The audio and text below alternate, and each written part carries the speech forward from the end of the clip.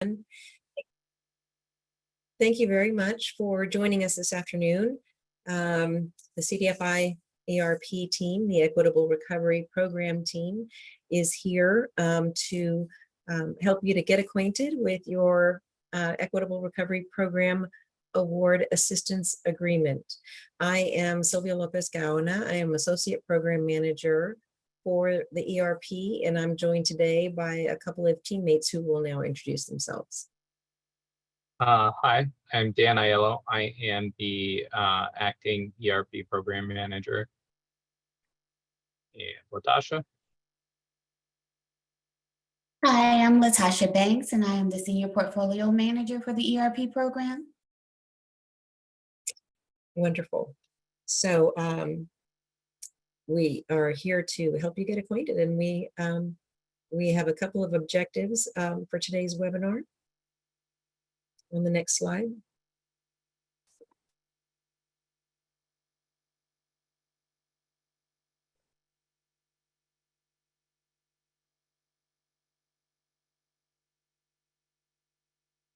So the purpose of this presentation is to help the recipients of the 2022 CDFI ERP Award understand the requirements, the terms, and the conditions of the assistance agreement for the CDFI ERP Award.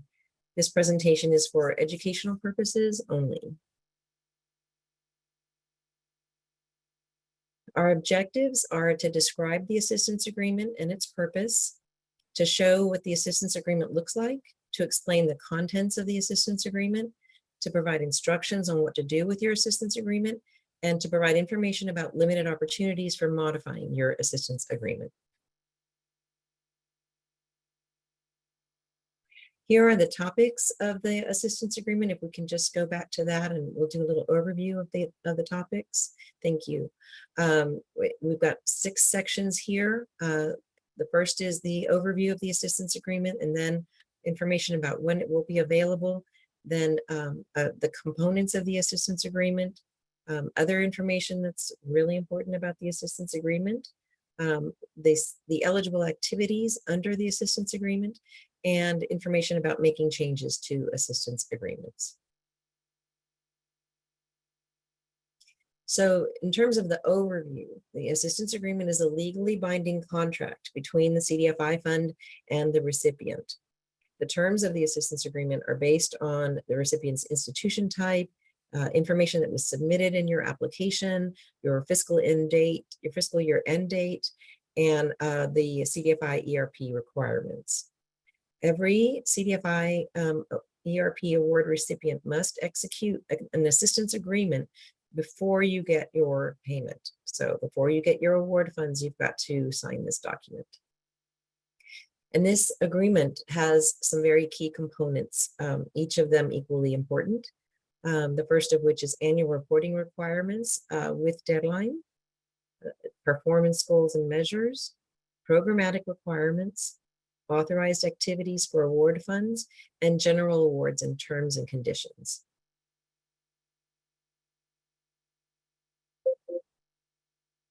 You should all read your entire assistance agreement. It's very important because you will be expected to adhere to the reporting requirements, the PG&Ms, the programmatic requirements, and the associated deadlines.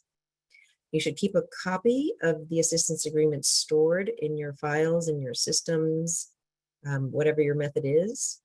You can also find a copy of your assistance agreement in your organization's CDFI ERP award record, which is stored in the CDFI Fund Award Management Information System, or AMIS. And we recommend that you create a calendar reminder with due dates for all of the reports associated with your assistance agreement, and share those calendar reminders with a few different people in your organization. You can use the reporting schedule in AMIS to find the report due dates.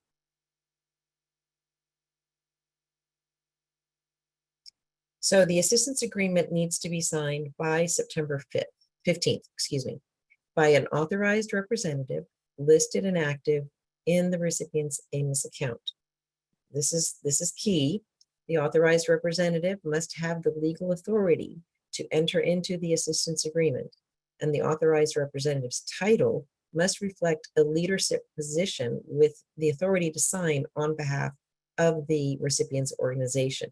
So you may want to go into AMIS and make any updates that are needed in terms of the titles of the contacts that you have in AMIS to make sure that those contacts do appear to be authorized representatives that can enter into a legal agreement on behalf of your organization. Those who cannot sign the assistance agreement are consultants. So we understand that consultants are very supportive to many organizations, but this is one thing that they cannot do for them. If consultants sign assistance agreements, it's going to delay the entire process for you. So here are some examples of those who can sign the assistance agreement. On the left-hand side in the yellow are those who, once we see the title there of CFO or COO, we'll say, great, this is an authorized representative. On the right-hand side, if we see that a secretary has signed it or other of these titles, we'll be taking another look at it and we'll need to follow up with you, and so that could delay the process.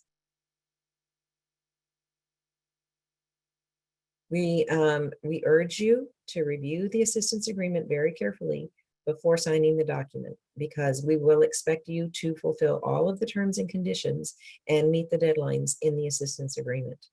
We will contact the authorized representative if additional information regarding the assistance agreement is needed. So there is a 5-year period of performance with the ERP award. And throughout that 5-year period of performance, which is in Schedule 1 of your assistance agreement, schedules are going to be real important for you to remember. Recipients are required to report on your progress towards meeting the PG&M benchmarks. Recipients that meet all of the terms and conditions of the assistance agreement are deemed compliant. Thumbs up. Recipients that fail to meet the terms and conditions of the assistance agreement are deemed non-compliant. And when you are deemed non-compliant, there are a number of different sanctions that will kick in. Go to section 6.2 of your assistance agreement to see what those are, and be motivated to meet the terms and conditions of your assistance agreement. So the PG&Ms for CDFI ERP awards include expenditure requirements and the CDFI ERP policy priority that your organization selected in your application. The CDFI ERP policy priority commitment provided by recipients in their applications was used to calculate the benchmark for values for PG&M 1B. So recipients are required to expend 100% of their award funds on eligible activities by the end of the period of performance. So there's a lot of terms that we're talking about here. There is a glossary with these terms that you might want to refer to if you ever have questions.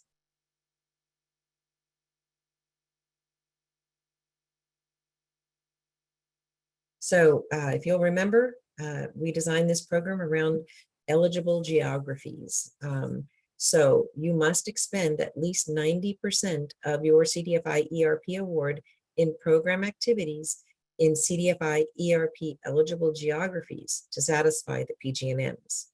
You can have up to 10% of your activities conducted outside of the CDFI ERP eligible geographies, as long as they are serving low to moderate income persons and businesses, including nonprofit organizations that have been disproportionately impacted by the COVID-19 pandemic and are included in CDFI eligible markets. So be real careful about where you are expending your funds. This will be something that we'll be looking at throughout the period of performance. And what are the CDFI eligible geographies? By now, we hope you're very familiar with that. It was in the NOFA, it was in your application. Here it is again. I won't read this whole thing, but get to know that.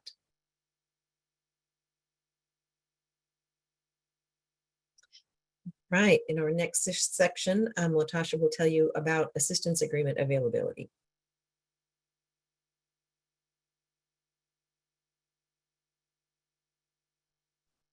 Assistance agreement notification. An email notification was sent with the assistance agreements became available in each recipient's AMIS account.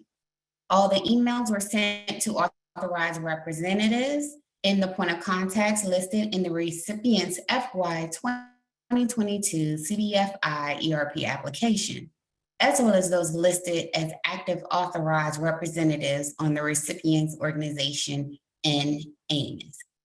Please keep in mind that not all representatives receive the email. So if there's other people in your organization that you want to be able to have access to the information, please share that information with those people.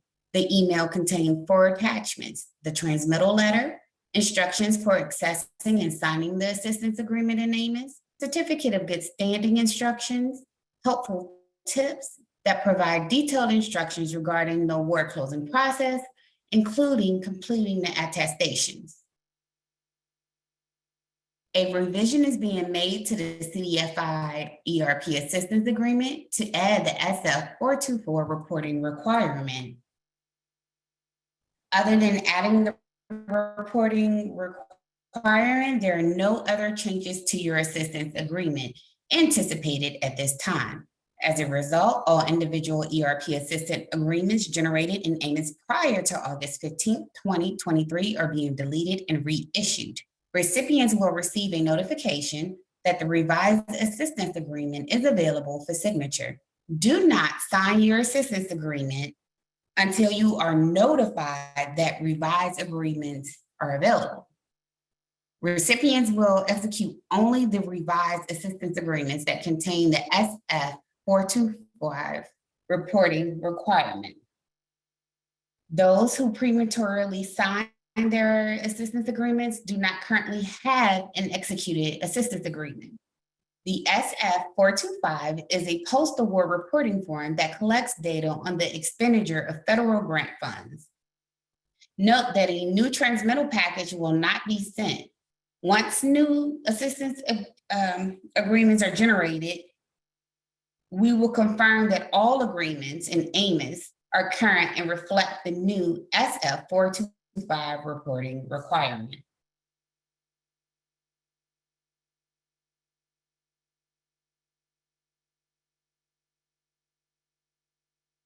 The assistance agreement will be available in the notes and attachments section of the recipient's award record in AMIS. To ensure you receive an email, please add ERP at cdfitreas.gov, AMIS at cdfitreas.gov, and reply D at cdfitreas.gov as your safe senders.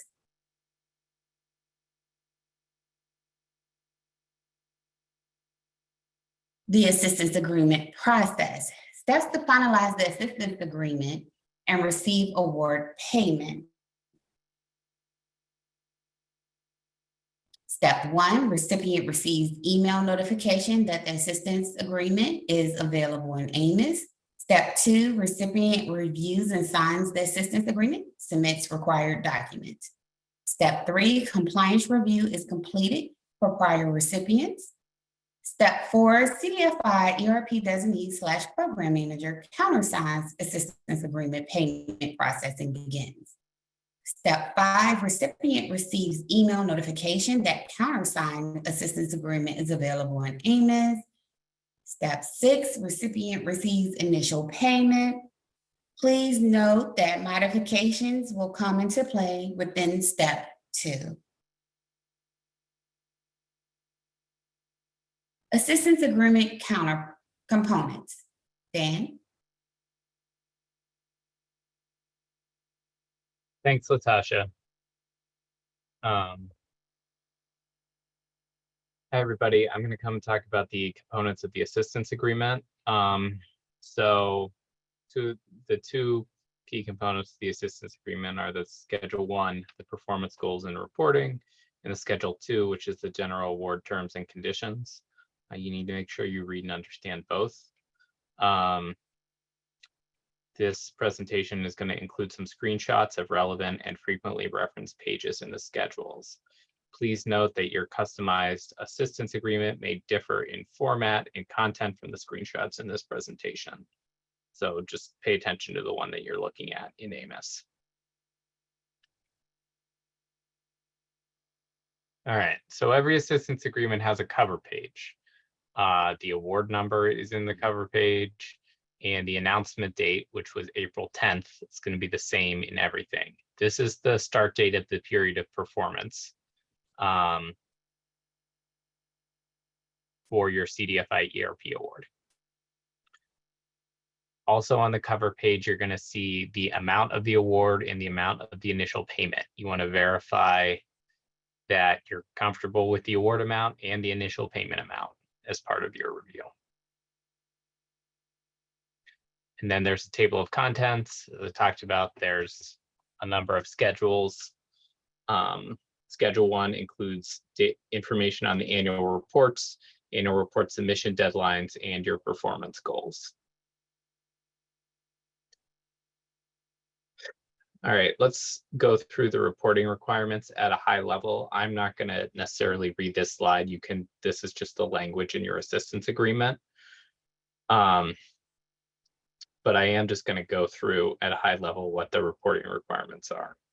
So if you're a nonprofit recipient, you may have to file a single audit report, and that's based on whether you expend $750,000 or more in federal assistance in a given fiscal year. It's not just tied to the CDFI ERP award, it's all federal awards.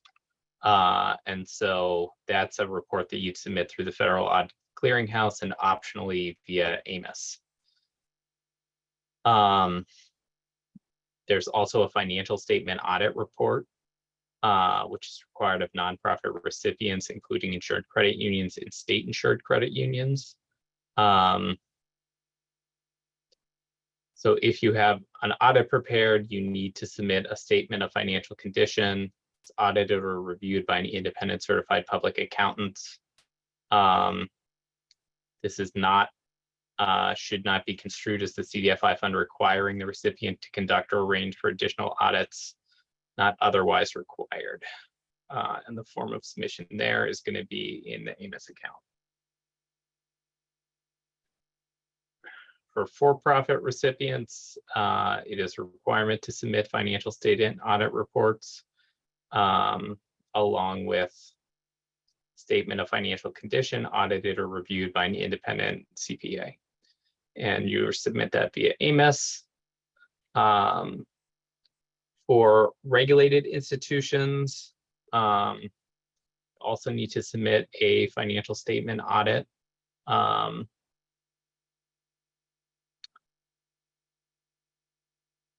And you're going to submit that via AMIS.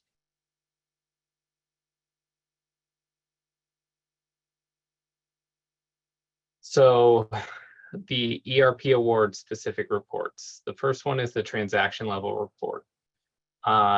We call it the TLR. So you're going to need to submit a TLR annually to the CDFI fund. The TLR is a big report comprised of different sections depending on the type and purpose of the transaction being reported, as well as the financial entity type and the CDFI fund award type. We will be providing more guidance kind of upcoming on what the TLR requirements will be through ERP, but that is something that you will need to submit through your AMIS account. You'll also need to submit, it's called the Performance Progress Report annually to the CDFI fund. And this report is short and is used to determine compliance with the applicable performance goals in your assistance agreement. So that's submitted via AMIS. I'm going to skip over the depository holding company stuff because that's not really the intended audience here. Sorry, can you go back one slide? This is the last one on reports, I swear. So you're going to submit along with the PPR a uses of award report. There's also a relatively short report, and this is just going to be about how you expended your CDFI ERP award to be used to determine your compliance with applicable performance goals in your assistance agreement. and that's going to be submitted via AMIS. And as all of you are certified CDFIs, just a reminder that you are required to submit an annual certification and data collection report to maintain that certification. This is not listed. The reporting schedule on this is not listed in your award record in AMIS. It is related to your certification record in AMIS. Please check your award record and certification record to ensure you submit all required reports. One thing to note here, not in this presentation, is you would also be required to submit an SF-425, and that will be made clear in the revised assistance agreement. And the schedule on that is going to be a little different than the other reports.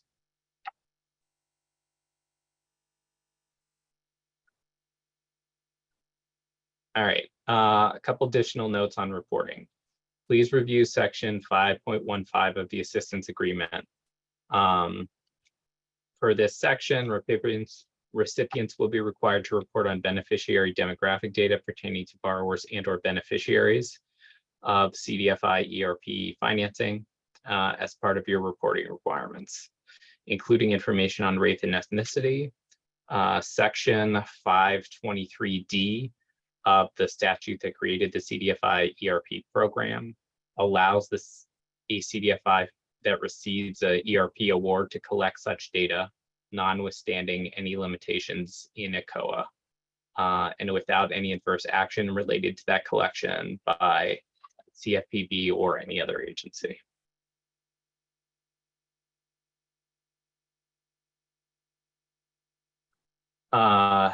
So here's the reporting submission deadlines. Single audit is due 9 months after the end of each year of the performance period. Financial statement audits are due 6 months after the end of each year of the performance period. So is the TLR. The performance progress report and the uses award report and the annual certification report are currently due 3 months after the end of each full fiscal year of the performance period. Please note that for the TLR, the PPR, and the UOA reports, there is going to be no partial year, which we have sometimes called year zero reporting required. So your first report is actually going to cover a period longer than a year. So it's going to include the partial year and then your first full year of your performance period thereafter.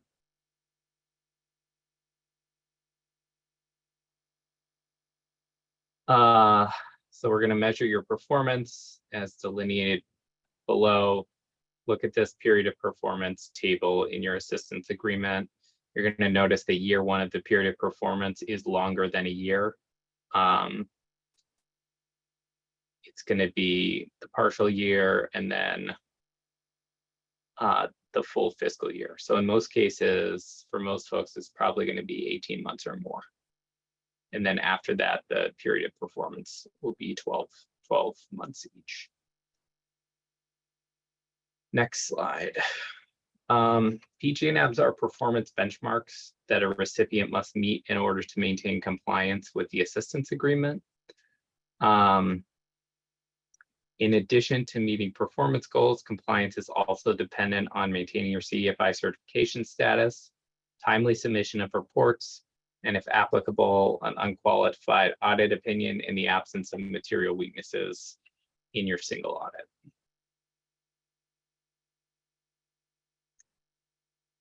Data collection. The data for the performance goals is going to be obtained through the annual report components that I talked about earlier. Occasionally, they may also be from publicly available sources, such as information obtained from the appropriate federal banking agency. To maintain compliance with each performance goal, the recipient must demonstrate that it meets the required activity levels.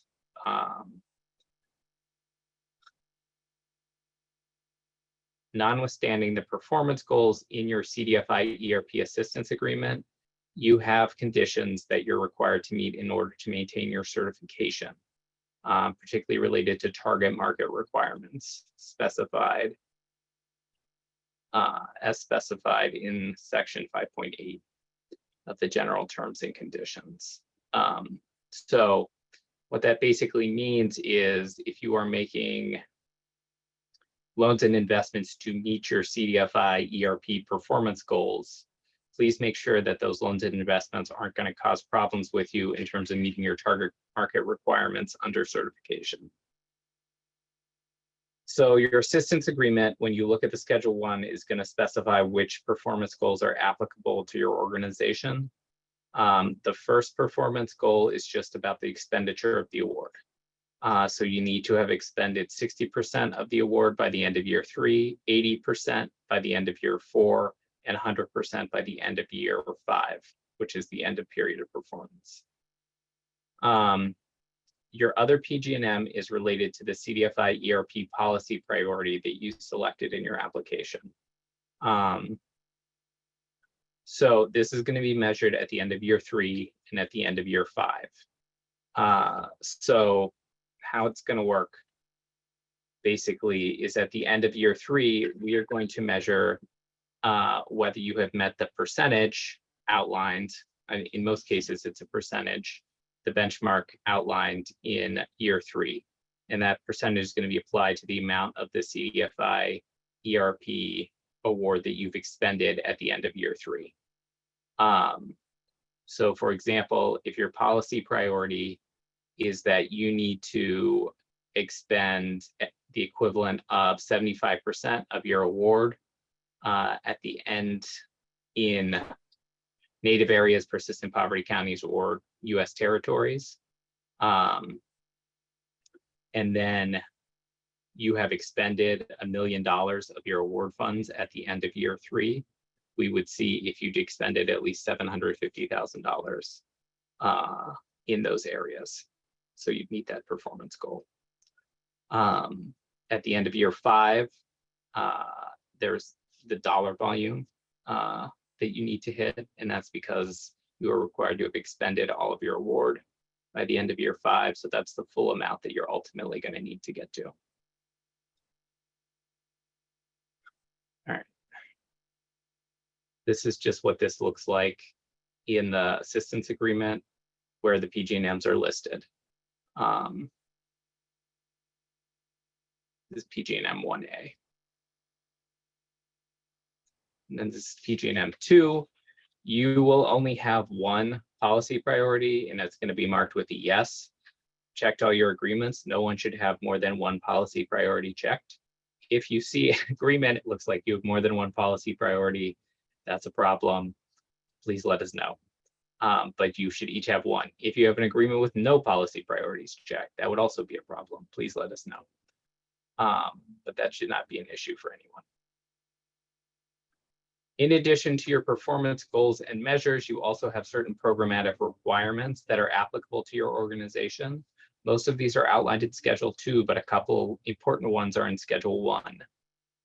Requirement 2A is your authorized CDFI ERP eligible activities. They're all listed there in 2A.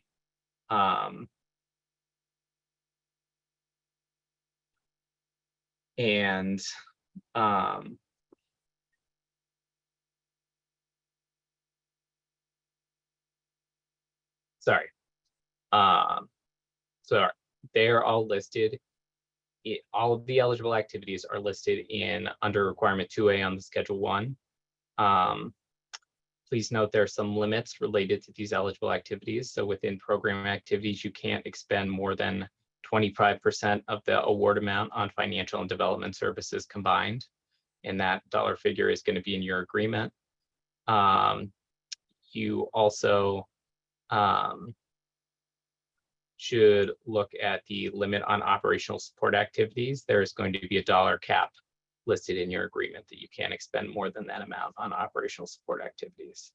And then requirement 2B is this requirement that you need to expend at least 90% of the award in ERP eligible geographies, as further set forth in section 3.8 of Schedule 2. So make sure you read section 3.8 as well, because it's got that requirement.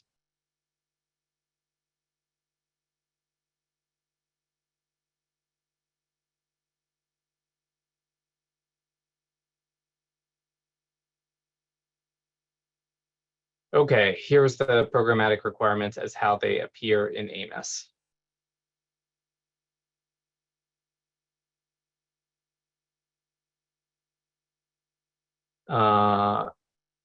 Again, this is just reading your assistance agreement. It's pretty straightforward. All right, other important assistance agreement information. I am going to hand it back to Latasha to talk about this part. I will note I've gotten a couple questions through the chat during my section. So we'll do those at the end. You will have an opportunity to submit questions through the chat, and we'll do other things. General award terms and conditions.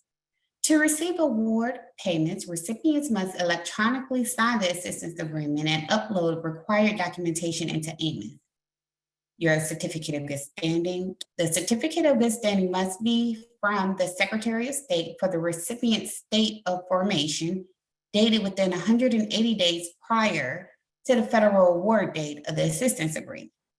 You must maintain compliance within terms and conditions of any prior award from the CDFI fund.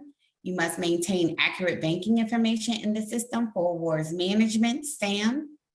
SAM information must be updated every 6 months at www.fsd.gov.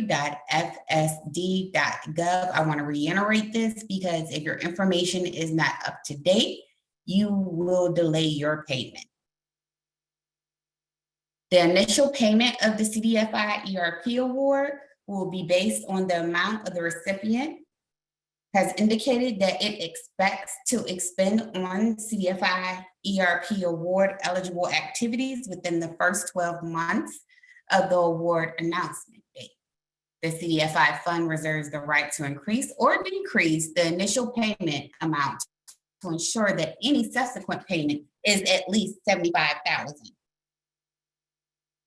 If the entire amount of the award is not dispersed in the initial payment, recipients must submit a subsequent payment request at least 30 days prior to the end of the period of performance. Subsequent payments will not be made until the recipient has expended at least 90% of the previous payment into a CDFI ERP eligible activity. Subsequent payment requests must be in the amount the recipient expects to expend for a CDFI ERP award or eligible activities within a 12-month period in the remaining period of performance. Recipients will be limited to 4 subsequent payments unless such limitation is waived by the CDFI fund. If you see that you are not going to expend those funds, please do not wait till the deadline. Please let us know well in advance. This is not for this group, so let's skip that. Additional important information. Activities proposed at a recipient's CDFI ERP application may not all be eligible activities of a CDFI ERP award as listed in the assistance agreement. Recipients may only use CDFI ERP funds for eligible activities as listed in the assistance agreement, regardless of what was proposed in the application. The recipient may incur expenses beginning on the announcement date. Any advanced expenditures prior to receiving the CDFI ERP award must be consistent with Performance Goal 1A and Schedule 1 and may be reimbursed with the CDFI ERP award upon receipt. At the end of each year 3 and year 5 of the performance period, the recipient shall expend its CDFI ERP award or an equivalent amount to achieve the applicable CDFI ERP policy priorities set forth in Performance Goal 1B and Schedule 1. The recipient must satisfy this goal using CDFI ERP award or other available funds on its balance sheet. Funds used to satisfy the CDFI ERP program performance goals and measures may not also be used to satisfy PG&Ms for other CDFI fund programs. Recipients must advise the CDFI fund of material events that occurred during the period of performance. as set forth in the assistance agreement. Initiate the process by submitting a material event form via a service request in your organization's AMIS account. The form must be submitted within 30 days of the occurrence of a material event. The certification of material events form can be found at www.cdfifund.gov/programs-training/programs/ERP. Please review section 5.9 of the general terms and conditions of your assistance agreement for additional information. Authorize CDFI ERP eligible activity. Sylvia?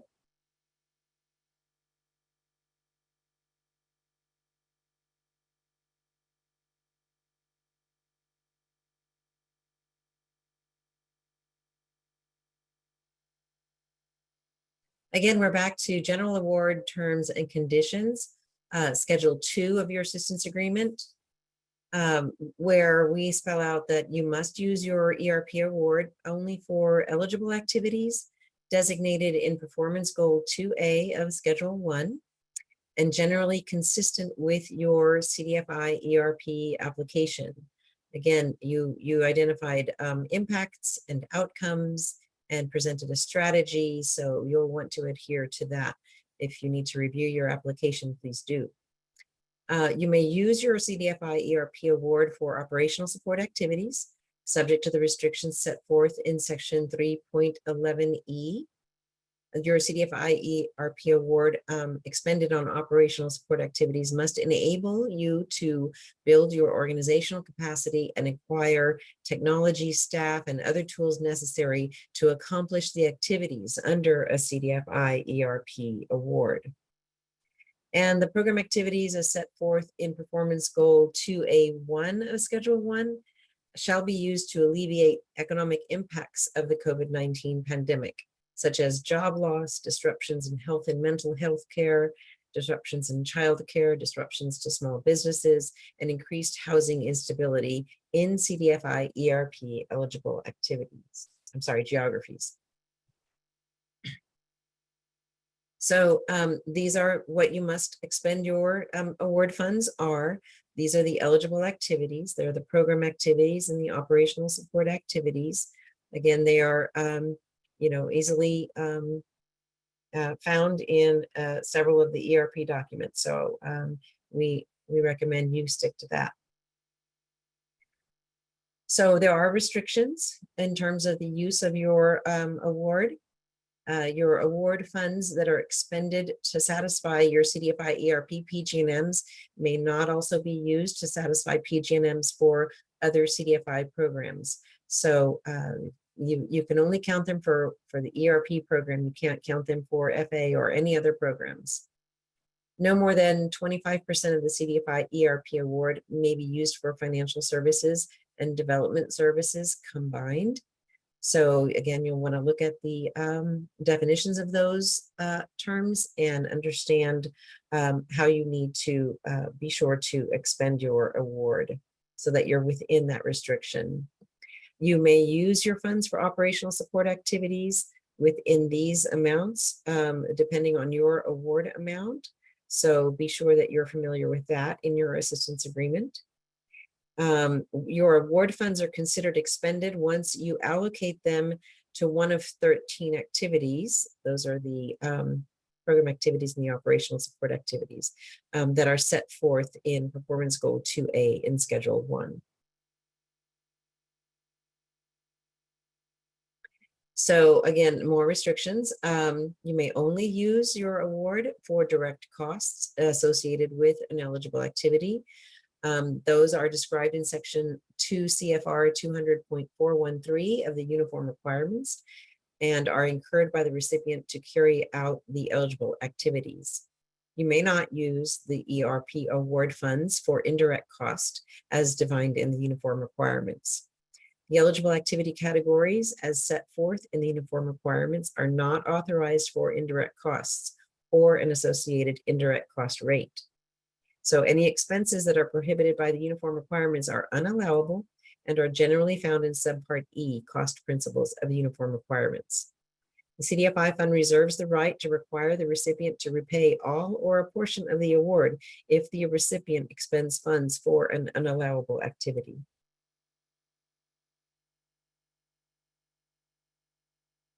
So if you have questions about eligible activities, if you're considering expending your award fund on something that doesn't fit into those categories, or if you're not sure about that, please contact us before you expend the funds, because it's too late afterwards. The contact information is at the end of this presentation. You can also submit a service request. If you're found to be non-compliant under this assistance agreement, you will be considered non-compliant under this assistance agreement if your award funds are expended on non-eligible activities. And again, the ramifications of non-compliance are in section 6.2 of your assistance agreement.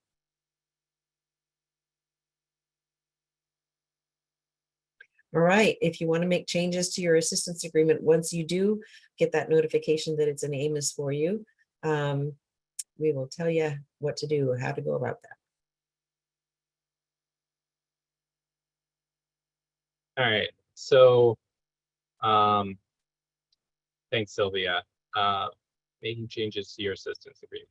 In general, you can't make changes to your assistance agreement, except in a few very limited circumstances. So I don't want you to, this is not like a one-on-one negotiation. I think, as most of you know, if you've gotten awards from us before, you certainly can request to reduce your award amount.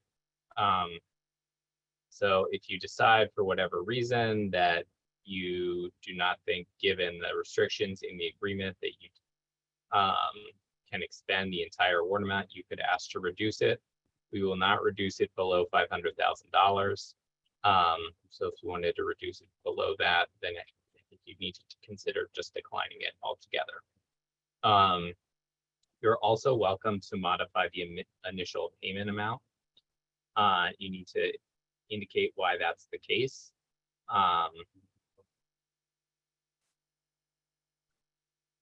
So basically, the initial payment amount is designed based on the information in your application to be sized to the amount you intend to expend in the first 12 months of your period of performance.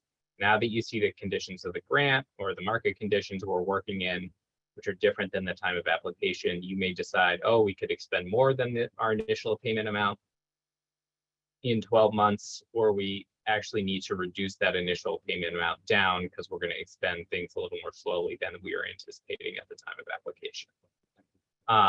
So those are our two modification requests that you can make, and in general will be approved with a clear justification.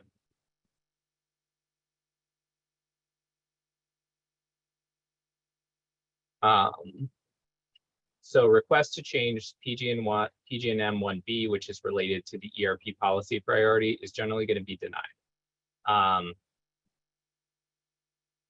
This is because your policy priority commitment size is tied to how large an ERP award you got. So if you want to change it, then you can't have promised one thing during the application, got an award based on that, and then now want to change it in the agreement. The one exception to this is that if you only got a minimum award, so couldn't have gotten a smaller award, we will consider requests to change PG&M 1B on a case-by-case basis, and it really needs to be rooted in accomplishing something that is clearly outlined in your application strategy that you would not be able to accomplish with PG&M 1B at the level that it is currently at. So those are unlikely, but possibly able to be approved. But if you have greater than a minimum award, we won't even consider those requests. You cannot request a change to the standards on expenditure or the program requirements.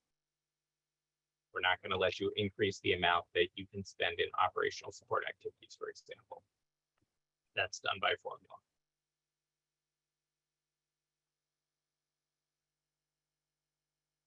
All right. Modifications need to be requested by submitting a service request by September 15th, 2023. Put the service request subject line of modification request, CDFI ERP assistance agreement. Make sure you select CDFI ERP as the program so it gets routed in the right place. In the body of your service request, please clearly explain which modification you are requesting and the rationale for the modification request. If it's not clear, we're going to have to follow up with you, and there will be a fair amount of back and forth.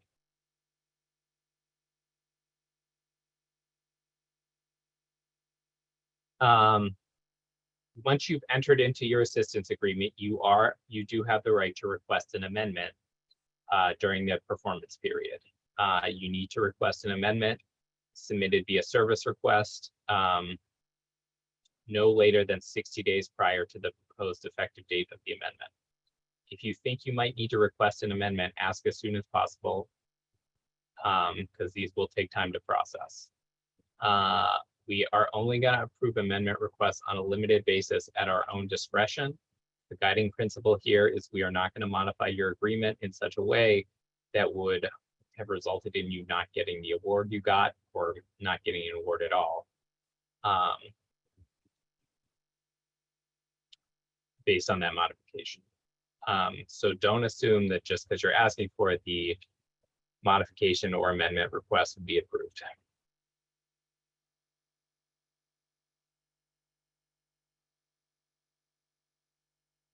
You can make some changes without an amendment. You can transfer CDFI ERP award funds between eligible activities. So it's not, if you said, oh, in my assistance agreement, in my application, I said I was going to use $1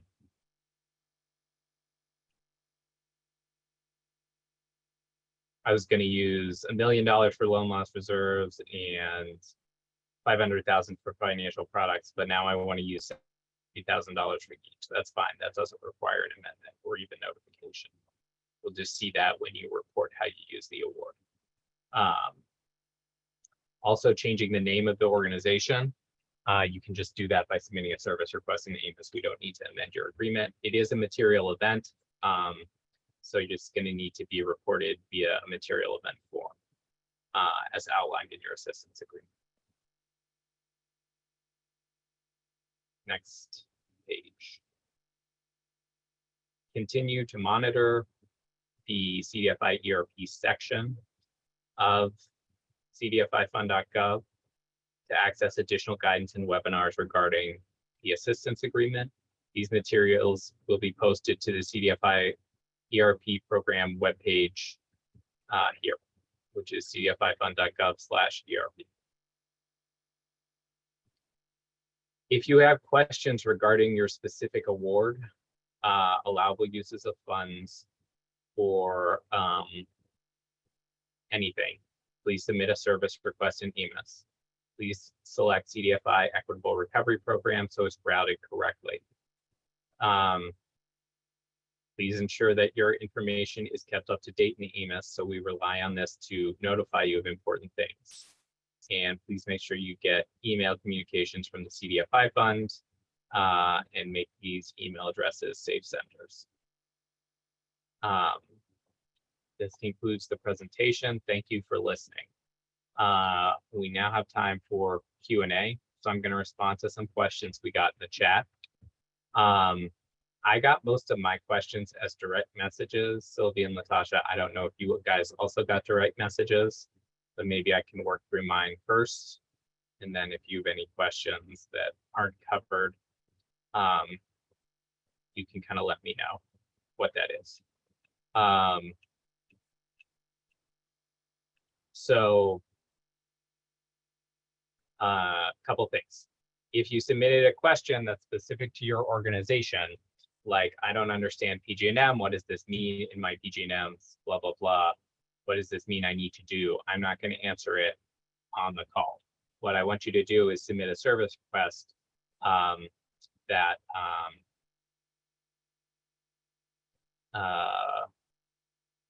is specific to your organization. Lynn Cutler, I see you have your hand up. We are not going to do open line questions, but you're welcome to submit a question via the chat feature.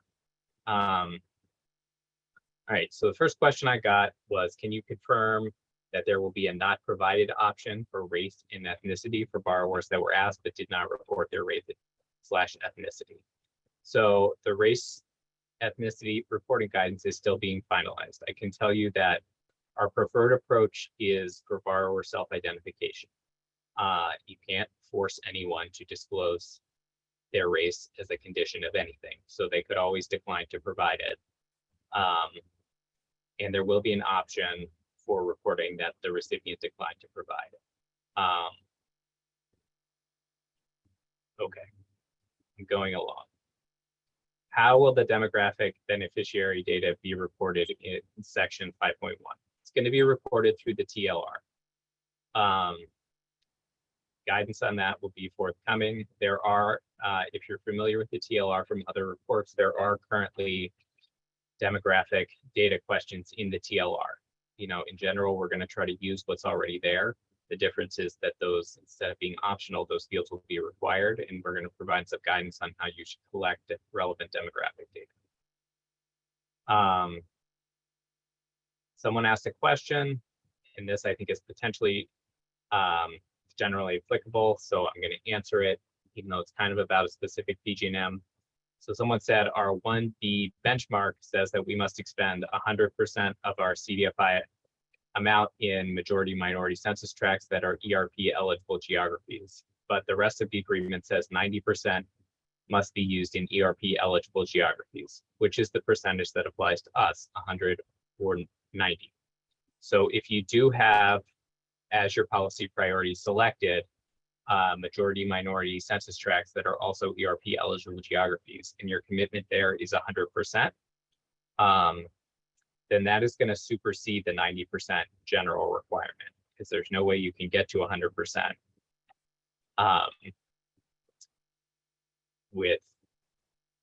without doing, you know, the equivalent of 100% of your ERP expenditures in ERP eligible geographies. Where can we find the award date? Is it the same as the announcement date? Yes. The award date is the same as the announcement date. If you are trying to submit a certificate of good standing within 180 days of the award date, at this point in time, just get as close to as recent a certificate of good standing as possible. I know it's taken us a while to get these agreements out, but when we're reviewing these, what we want to see is really a certificate of good standing that's closer to 180 days of when you're signing the agreement. So just to clarify that. When do you plan to fund the awards? 2023 or 2024? I'm going to assume that's related to the government fiscal year. So the assistance agreements have been issued. As we alluded to in this presentation, due to a CDFI fund-wide change that is late breaking, we are going to have to reissue these agreements to include an additional reporting requirement. The reissuance will happen, I hope, within the next week. After that is done, and the agreements have been reissued, you can start signing your agreements and we will begin to process them. Once we countersign and execute them, we'll begin issuing payments of awards. So payments could start, you know, before the end of September. Though I imagine we'll still be processing some payments into October. We have a question about determining the census tract for the ERP loan. We lend to community development real estate projects. The projects have a sponsor who exists at a location. The project itself has a location. Which location do we use to confirm? Use the location of the project, not the location of the sponsor, to determine whether it's in an ERP eligible geography or majority minority census tract. So if you're doing real estate projects, use the location of the project. And we will work on a compliance Q&A that will come out probably later in the year, maybe.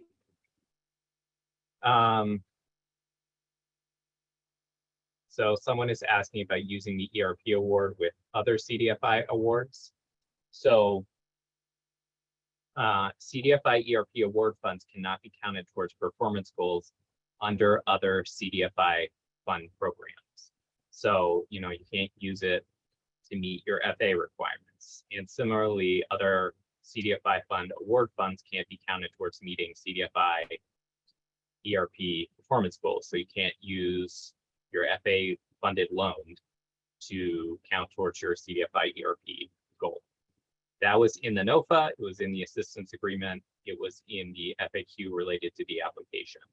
So that should be pretty straightforward, though I will stress it again.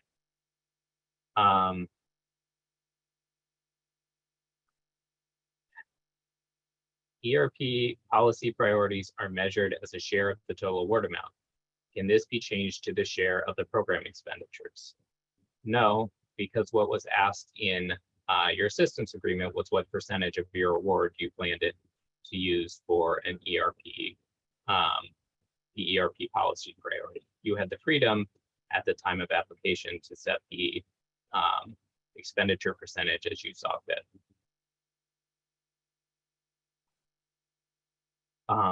There are a couple questions in here that are specific to certain performance goals, so I'll skip that.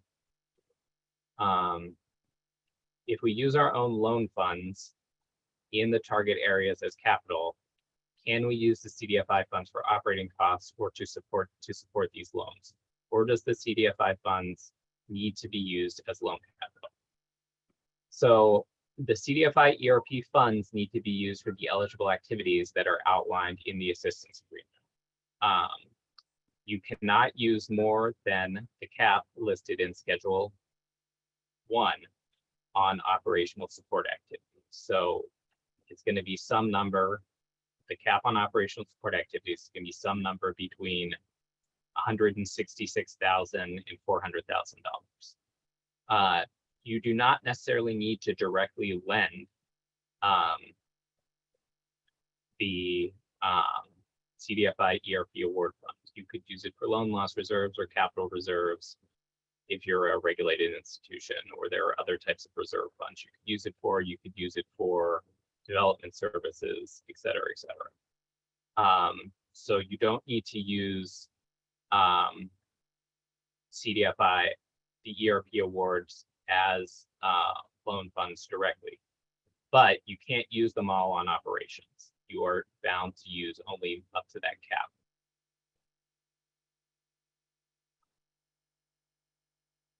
Two questions regarding the reporting of race and ethnicity on end users. If a pre-development loan is made for affordable housing, there will be no residents at the time the loan is made. How will we report on race and ethnicity in that circumstance? Will race and ethnicity of end users be reported once at the time of the loan closes or ongoing during the 5-year reporting period? The reporting guidance in general for CDFI ERP is still being finalized. We'll address that. I don't have any information, unfortunately, I can provide at this time.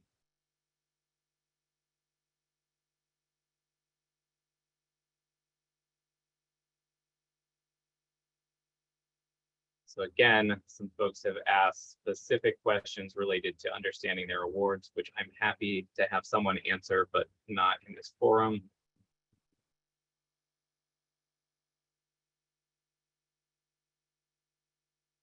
Someone asked, is it possible funding become available later if funding was returned by another agency? Don't understand that question.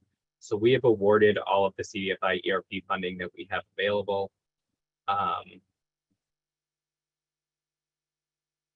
Also, would immediately segregating the funds in a separate bank account to allocate the funds towards ERP activities meet the definition of expended?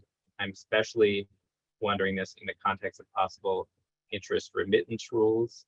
That is a very specific compliance question that I would need to have directed to our compliance staff.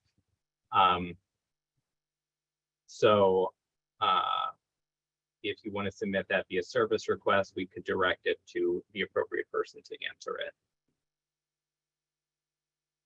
Are there specific requirements for cash management? Not in the CDFI ERP agreements. There are general principles in the uniform administrative requirements regarding managing federal awards. If you have particular accounting or cash management questions, please submit those via service requests and we can try to get someone to respond to you.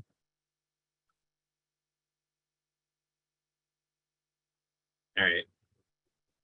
We included in our original program budget an intention to subaward a small portion of funds to another organization to assist with training since they are issue experts. Is there an issue with this? So this is a good question. So it is an allowable use of CDFI ERP to grant funds. That is an allowable use of the funds. You can provide a grant to a business or something of that nature. And that's different than a lot of other CDFI fund programs. But it's also different than subawarding. So what you cannot do is create a subrecipient relationship. So you could not, for example, say, I'm going to transfer part of this award to another organization for the purposes of doing development services. However, you could pay another organization out of your money for development services. It's a bit of a technical nuance.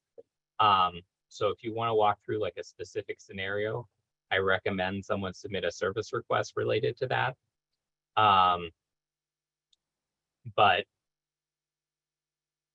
yeah, it's a little bit of a nuance. So if you have a question about like grants to businesses, grants to people, down payment assistance grants, these are kind of the purposes. Those are not considered subawards. But if you want to transfer part of the award, if you were like, oh, we want to transfer part of our award to another CDFI or to a subsidiary to make loans under this program, that's not allowable.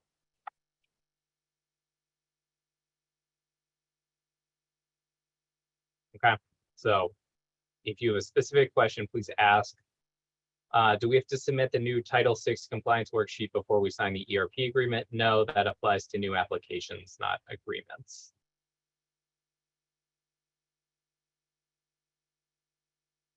All right, can you please confirm if the small business policy priority is to only count small businesses in ERP eligible geographies?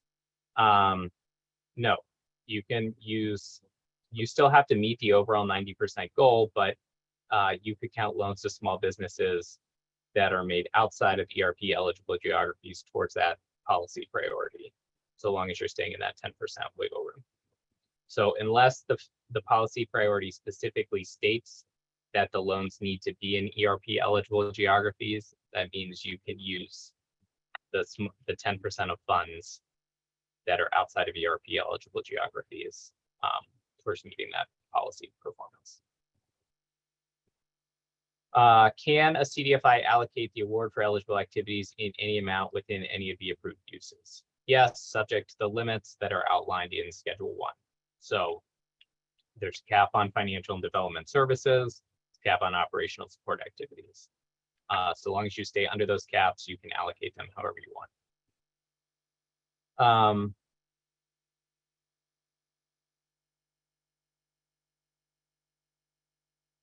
All right, there's a question on reporting salaries in SAM. This is related to parts of the federal grant administration requirements that I'm not super familiar with. So if you would like to submit a service request on that, we can give you specific guidance related to whether you fall under certain SAM reporting requirements related to leader compensation. All right, so the interim benchmarks. So the interim benchmark in year 3 is going to apply to the amount of the award actually expended. So if your overall benchmark is 100% of your award, and you get a $5 million award, how it's going to look in your policy priority is you're going to have an interim benchmark at year 3 of 100%, and then an overall benchmark of $5 million. So how that ends up working in practice is if you've expended your entire award at the end of year 3, then your interim benchmark is going to be 100% of that amount you expended. So it'll also be $5 million. if you've expended 75% of your award at the end of year 3, your interim benchmark would be 100% of, oh, now I'm doing hard math for myself. Your interim benchmark would be 75% of whatever 500 or whatever $5 million is.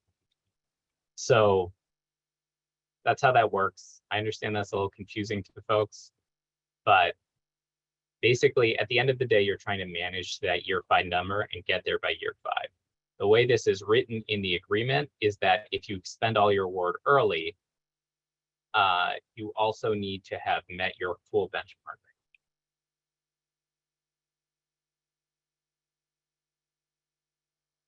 Can you provide the location of a glossary that pertains to the CDFI ERP award? The assistance agreement itself has definitions in it. If there's specific terms that you want to know the definitions of, please submit a service request.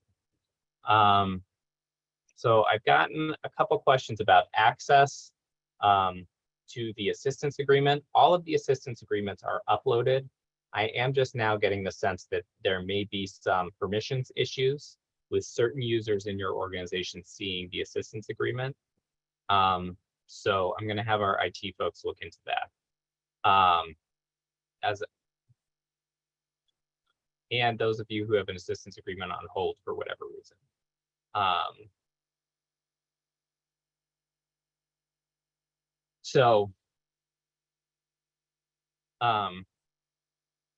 Anyway, the point being, we are going to reissue the assistance agreements again, hopefully in the next week.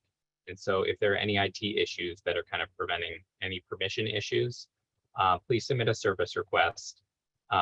Unless you've been informed specifically that your assistance agreement is on hold for some reason. And the reasons for that might be, there's an issue with your SAM account, or there are other things that would prevent us from closing an agreement at this time. We would have contacted you directly and you would be familiar with that.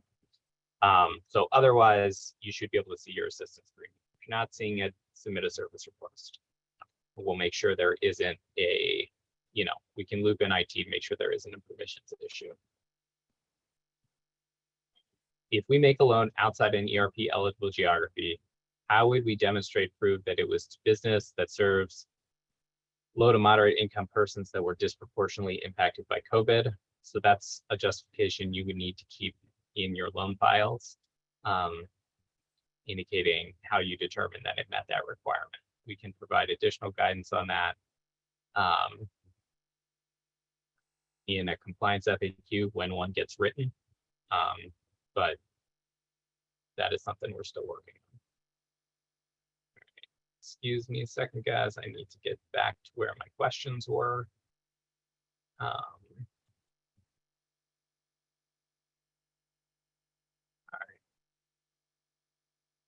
right. Are there restrictions on the percentage of an award to loan loss reserve versus grants versus loan capital? No. So the only restrictions you have on certain eligible uses are those specified directly in your assistance. How would we handle a census tract that is an ERP eligible geography, but as of the new census is no longer a CDFI investment area? I will say from the ERP assistance agreement, or from the ERP, CDFI ERP perspective, the ERP eligible geographies has not changed and will not change because it relies on COVID impact data that are tied to the 2010 census tracts. So that is a choice. So from our perspective, if it's not a CDFI IA in the new census data, that's not relevant for your CDFI ERP award. However, it may be relevant for maintaining your certification. So that is just something you're going to need to manage based on the certification guidance as well.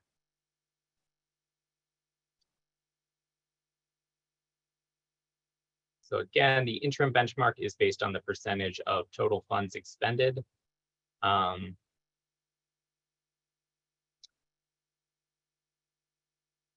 Our organization is in the process of reapplying for CDFI certification.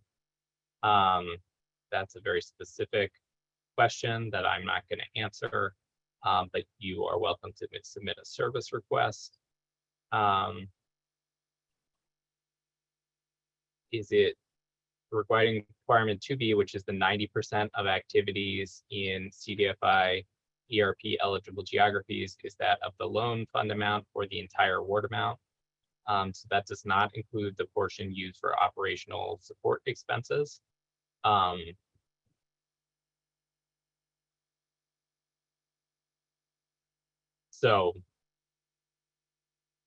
But you do need to review section 3.8 of the assistance agreement because it spells out exactly how that 90% is measured. And it's going to be different based on how you're using the funds. All right, under 1A, expenditure of CDFI ERP award. Can I use other funds to meet the expenditure requirement? So to meet the expenditure requirement, you need to use the CDFI ERP award requirements. This is PG&M 1A. To meet the policy priorities, you can use other funds. You just need to use, that's an equivalence test. But you do need to expend the CDFI ERP award amount to meet those expenditure requirements.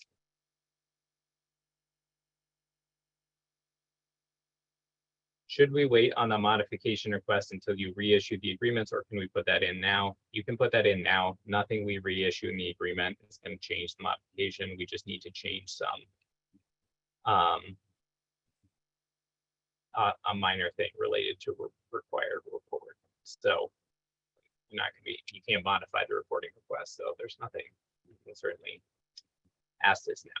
If we satisfy all the requirements within 2 years and expend the full award within 2 years, will we still need to continue to provide reporting in years 3 through 5? That is still being determined. We will develop a policy that potentially provides information regarding early closeout opportunities. But that is not something we have worked out yet. And we'll release that when it becomes available.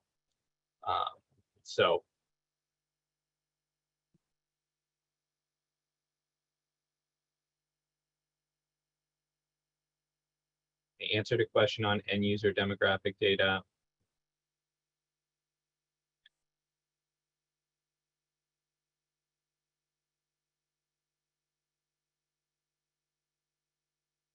If you're having issues, my question about how do we deal with issues submitting reports.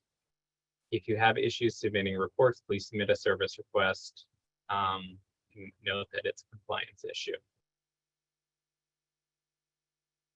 Do loan repayments received prior to the 5-year compliance period need to be relent according to CDFI ERP requirements, or do repaid amounts become unrestricted? There is language on program income, I believe, in the assistance agreement. They become not totally unrestricted, but you still need to use them for a community development purpose. But they don't necessarily need to fall under the ERP eligible activities. If you just do controlled find in the assistance agreement for program income, that should find you the relevant language. How do we document our 25% matching contribution for our CDFI award? There is no match requirement for CDFI ERP. There isn't. I don't totally know what that means. There's not a match requirement. Is there a limit to how much of the award amount can be used for loan loss reserves? No, there is not. Is there a penalty, and are we non-compliant if we don't expend the full initial payment in the first year? There is not a penalty, and I don't believe that you are non-compliant. However, I would encourage you, if you don't think you're going to do it, to reduce the payment amount, because when you have an unexpended balance, you need to keep it in the interest-bearing account. You need to remit those funds to HHS for the UAR, and it just kind of becomes a pain to track. But the other thing is you won't be able to request a subsequent payment if you don't expend the full first payment, or at least 90% of it. So anyway,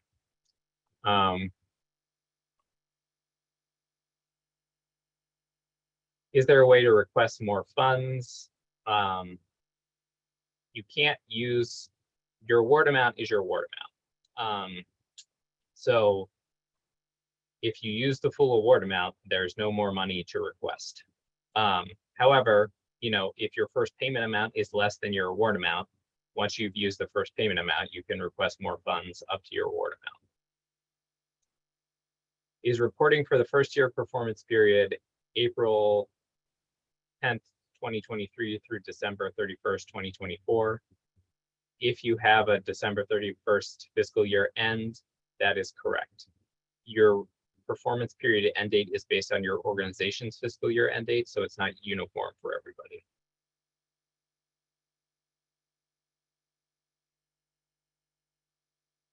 If staff is working on an ERP grant or loan in our policy priority area, does staff time operations expenditure count as an expenditure in the policy priority area? No. So the policy priority PG&M is based on loans and investments equivalent to that amount being equal to that policy priority amount.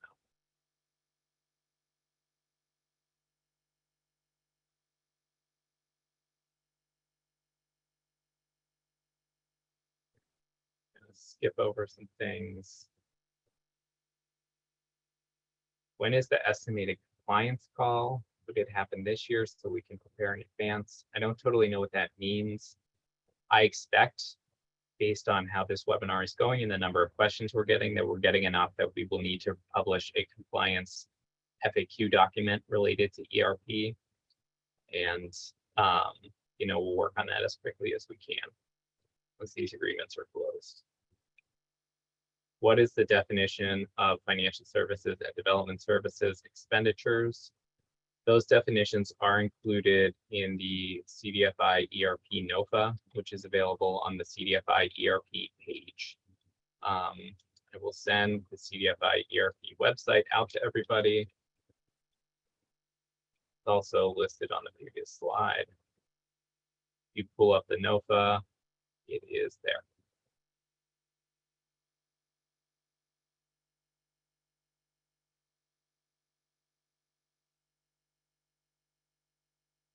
All right, sorry, I'm going back.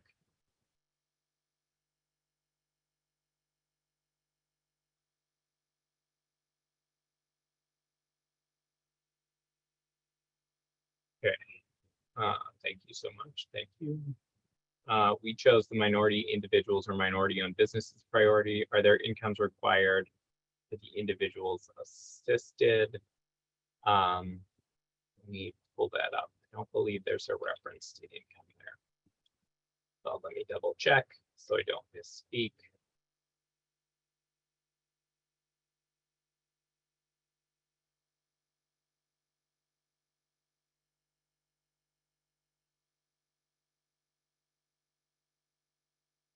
Go. Sorry, I'm just looking at something real fast.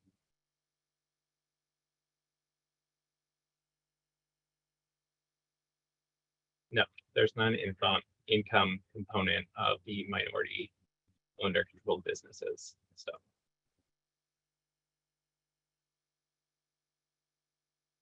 All right. Sorry, moving along. If CDFI fund is if the CDFI is using the funds as a loan fund, when do the funds lose their federal character and become unrestricted? So again, there is a section in the assistance agreement on program income, I believe. Yeah, it is section 3.6. So once funds are expended, once any repayments or interest earned is considered program income and is subject to section 3.6 and 3.7 of your assistance agreement. And what it basically says is any program income derived from the recipient provided under the term shall be used by the recipient for authorized CDFI ERP eligible activities pursuant to program annex requirement 2A of Schedule 1 herein. So my earlier response was wrong. You do need to use it for CDFI ERP eligible activities, but that includes loan loss reserves, operational expenses. You're not required under the same restrictions, I believe. Just it needs to be one of the eligible activities listed therein.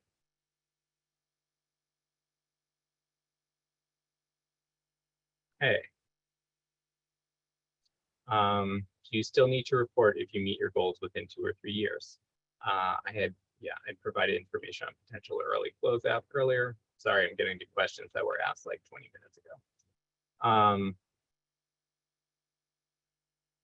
If you sign the agreement already, basically what we're going to do once we've reissued the agreements is to reject your signature, and then you'll need to sign it again.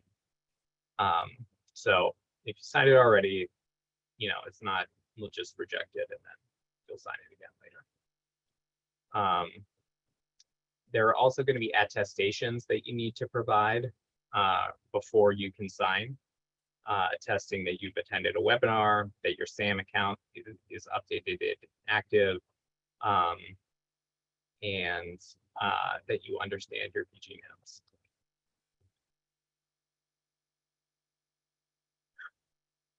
If originally we were going to use 10% of the award for grants, 90% from loans, could we change it to 100% for loans and 0% with grants without getting an amendment? Yes. You could change it to 50-50. You can do whatever you want.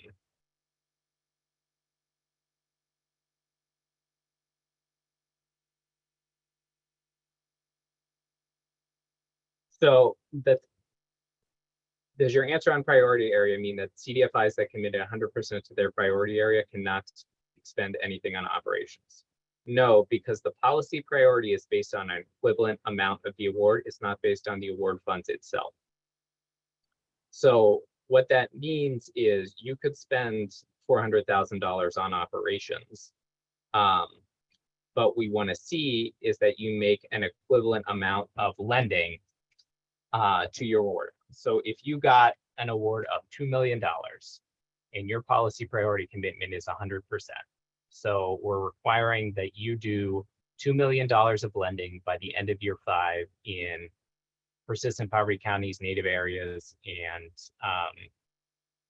US territories.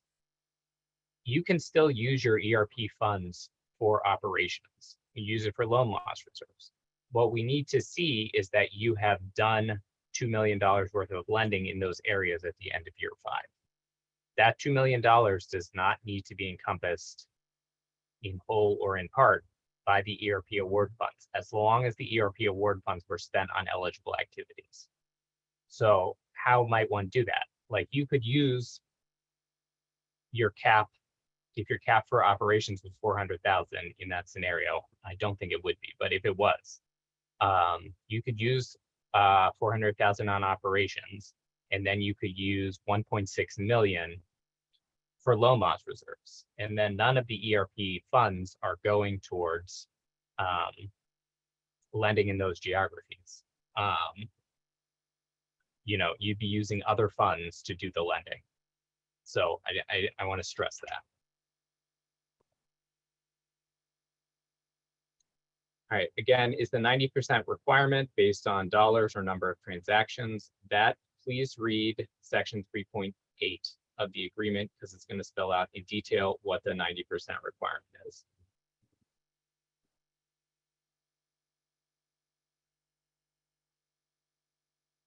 Does the authorized representative have to have legal authority? In AMIS have to have legal authority? Yes. So your authorized representative in AMIS is different than an administrator in AMIS. So you can give anyone in your organization administrative privileges in AMIS. And that's the person who can add users to your account. That might be an admin assistant or an IT person who manages the account for you. But an authorized representative in AMIS needs to be someone who is legally obligated to enter contracts on behalf of the organization. So it needs to be someone who has the appropriate delegated authority from the board, or whoever kind of the legal shareholders are of the company, to enter into contracts. So those should be the people listed as authorized representatives in your organization. Those are the people who need to be able to sign the agreement. I had said, someone asked a question about program income. I talked more about that recently. Again, in terms of, there's a program income policy, you can find program income in the agreement.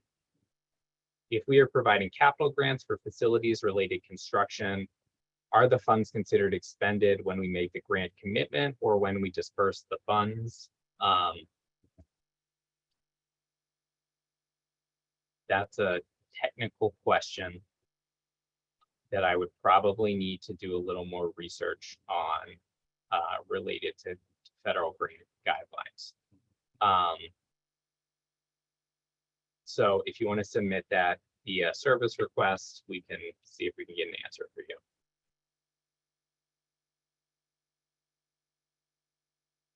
How will the first, I assume this is the first payment amount released? Is it based on our projected amount for the first award year and remaining awards? So I think this question is, how is the first payment amount calculated? So it's based on information you submitted in your application. There was a table in your application where you said this is how we plan to expend the award. So the first payment amount was the amount you put in year one of that table.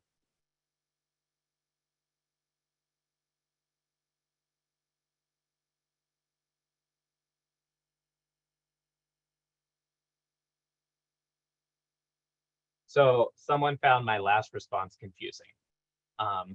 So the thing that I want to, or well, not my last response now, the discussion that I was having on equivalency. So what I want to stress again is that the policy priority commitment is related to you doing some volume of lending in ERP eligible towards your policy priority. So if you are required,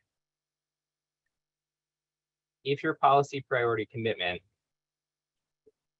is to do $2 million in PPCs, then you need to do $2 million of loans or grants to PPCs over the 5-year performance period. That can be done with any funds on your balance sheet. It does not necessarily need to be, those loans don't need to be funded with CDFI ERP money in order to meet that. You are just gonna, when you report, you are gonna tag certain loans that you did as being towards meeting your ERP performance goals. So if folks have more confusion about this, you know, you can submit service requests. But the point that I'm trying to make is that your policy priority performance goal is just based on, it is based on equivalency of your CDFI ERP award amount. It's not necessarily based on expending the ERP award amount for that specific policy priority.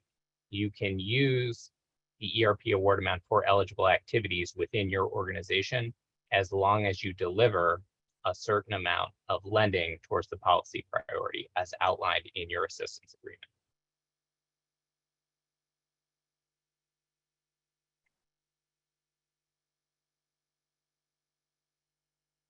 Will there be reporting on program income? No, I don't believe there will be a reporting on program income.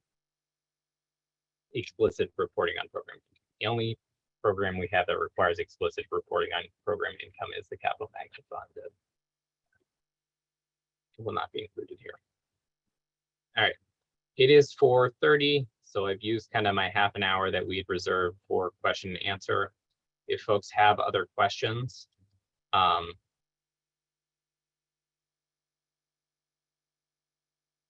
please submit them via service requests, and we will attempt to get back to you.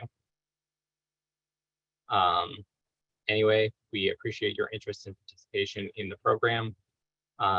Again, if you don't understand your agreement or there's something that's confusing you, please don't hesitate to submit a service request. We are here to help. We are available. We would like you to sign something that you understand. You know, if you need help with that, please let us know. All right. Thank you, everybody. Have a great day.